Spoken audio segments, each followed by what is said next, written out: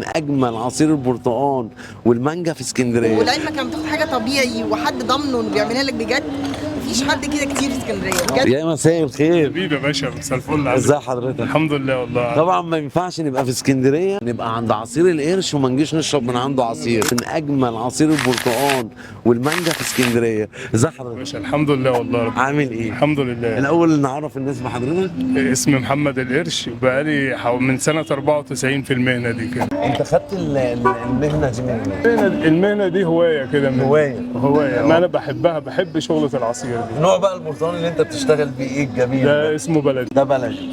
ده بيطلع في موسم معين؟ هو المفروض بيطلع من شهر 11 كده، من نص 11. بيبتدي بقى ايه، بيبقى حادق، وبعد كده بيبتدي يحلو واحده واحده كده لحد شهر 3 يختفي، يخلص على الشجر.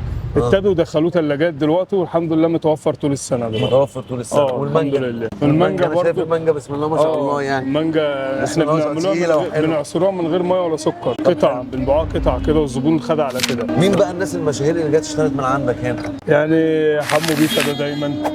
محمد رمضان لما عمل تمثيليه المشوار ديت برضه صور هنا في الشارع جنب مني وشرب من عندي.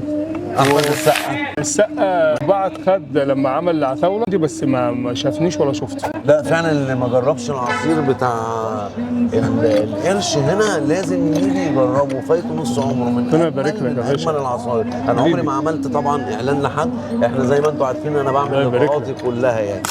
اهلا اهلا اهلا اهلا. ازيك يا دكتور، عامله ايه؟ ربنا يحفظك. ده يعني عايز اقول لك احلى برتقال في اسكندريه كلها بجد والله. برتقال طبعا فريش ولا سكر وطبيعي. ده المره اللي فاتت كمان جربت من عنده الليمون بالنعناع. وهمي لعلمك لما تاخد حاجه طبيعي وحد ضامنه انه بيعملها لك بجد، مفيش حد كده كتير في اسكندريه بجد. من الناس القديمه الحلوه اللي هتفضل كده على طول ان شاء الله. ربنا يبارك لك. لذوق حضرتك. ميرسي جدا لذوق حضرتك. نختبر معلوماتك الدينيه. كم عدد السجدات في القرآن الكريم؟ 15 ان شاء الله. اكيد؟ اكيد.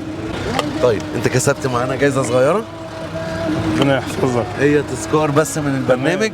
وطبعا انا اتشرفت ان انا وقفت مع حضرتك، انسان مكافح. وطبعا نجرب المانجا بتاعتنا. هنجرب احنا الفريق كله باذن الله. الله يبارك لك. ميرسي جدا لحضرتك وشرفت جدا. انا اللي اتشرفت بحضراتكم والله. مع السلامه يا فندم. مع السلامه.